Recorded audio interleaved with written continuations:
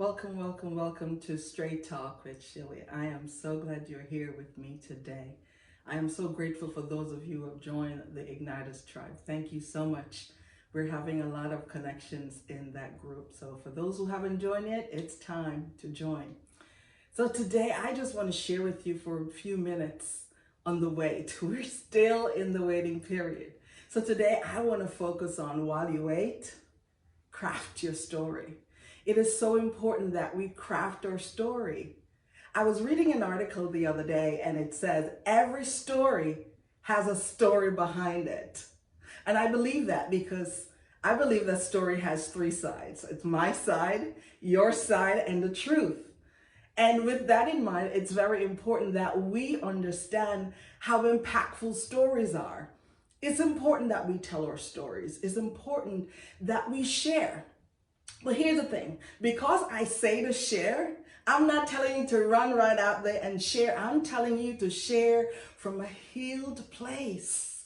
If you're not healed, it's not the time to share your story, because it is very impactful when you share your story. And if you share your story before you're ready, you could be devastated. Because when you share your story, you're sharing your story from a very vulnerable place. And you're opening up yourself to people's feedback.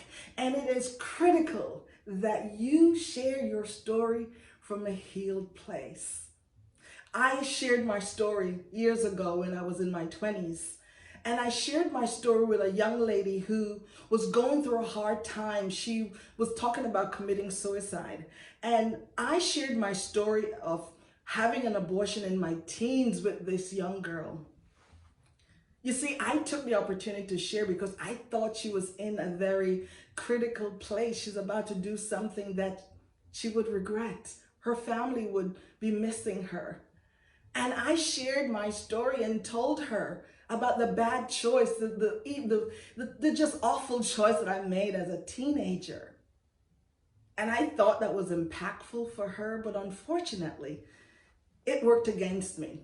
You see, this young lady that I shared my story with, I was immature and so was she.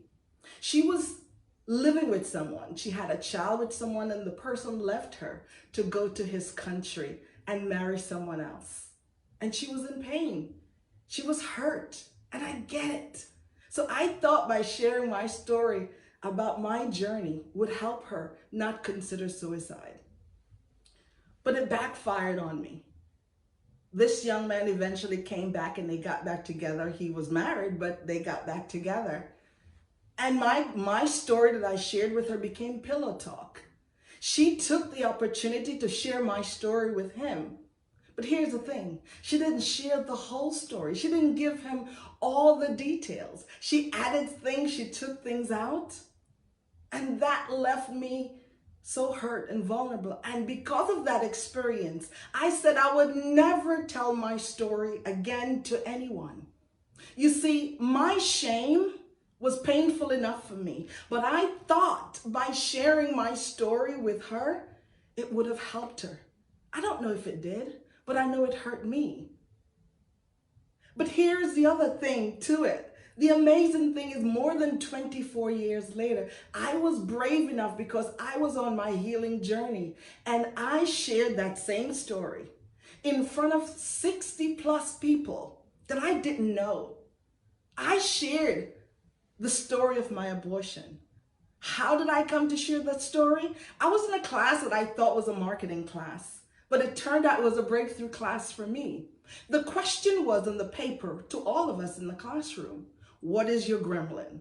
And that gremlin is anything that stands in your way, anything that is stopping you from going forward, anything that's causing you not to tell the whole story, to tell half-truths, that shame, that thing that is holding you back. And for me, my shame was having abortion as a teenager.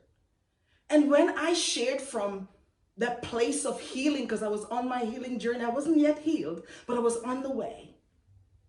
And I realized that after sharing that story, many ladies came up to me after. One lady said to me, a doctor raped me and I never told anyone. Another lady wrote a note and gave it to me. She said, me too. I made the same choice as you. Another lady said, at that time, she had tried to commit suicide multiple times because she was molested as a child and she was raped multiple times. And then I realized that in that moment of sharing my story, I was giving them the opportunity to feel release, the opportunity to know that they weren't alone, the opportunity to know that they can stand on their story. It's important that you craft your story from a healed place. It's important that you know that your story will set someone free. Your story could be a story that's wrapped in bows and ribbons, and it's a beautiful story. But some of us have stories that's wrapped in sandpaper and pain. And I want you to know that it's important that you're healed first. What does healing look like? It looks like you sharing with a trusted group of people, maybe a support group, maybe a therapist, maybe a trusted friend. But don't push too quickly to share your story because you don't want to be hurt like I was. So during this season, during this time, it's important that you share from a good place. When you share, people want to see that you're thriving, you're growing from that place that you once were. People are looking at you and listening to your story for hope and possibilities and to know that they too can rise above it. They too can get up. They too can thrive. But if you share your story too soon, it will not be good for them or you. It is so important that we understand that our pain is important. And as a coach, once you are healed, once you have gone through the process of healing, I can help you craft your story because I now know that your pain is your fuel. Your pain is your purpose. I can help you to create your story from a new and better perspective because you're now healed. I heard a sermon yesterday and the Pastor Wesley Knight, he said, your story is your power. And I so believe that. Once you can share your story from a triumphant place, from that place that you're no longer pointing fingers and pointing blame, you have forgiven yourself and you've forgiven those who have hurt you. It is time to tell your story because somebody needs to be free. Somebody needs to know that if you can do it, they can do it too. I want you to like and share this video right now. Put me on pause and let somebody know that somebody is teaching about creating their story. And if you are already healed, you've gone through therapy, you've addressed those broken places in your life, and you need help to craft your story, reach out to me. Reach out to me by email and let me know how I can help you. Because your shame, it's not for you to keep a secret because it grows in the dark.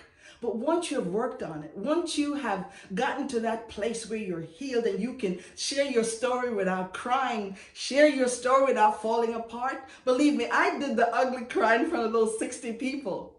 But at the end of the day, I realized that God allowed me to live that out so they can see what it is like on the other side of your pain. I am your coach. I am your sister, and I see healing down on the inside of you. I see a great story you're creating. And if you would like me to help you create that story, let me know. Have a great day. I am your coach. I am your sister. I'll meet you here next week, same time, maybe not same place, but I can't wait to hear your story. Have a good evening, and may God bless you.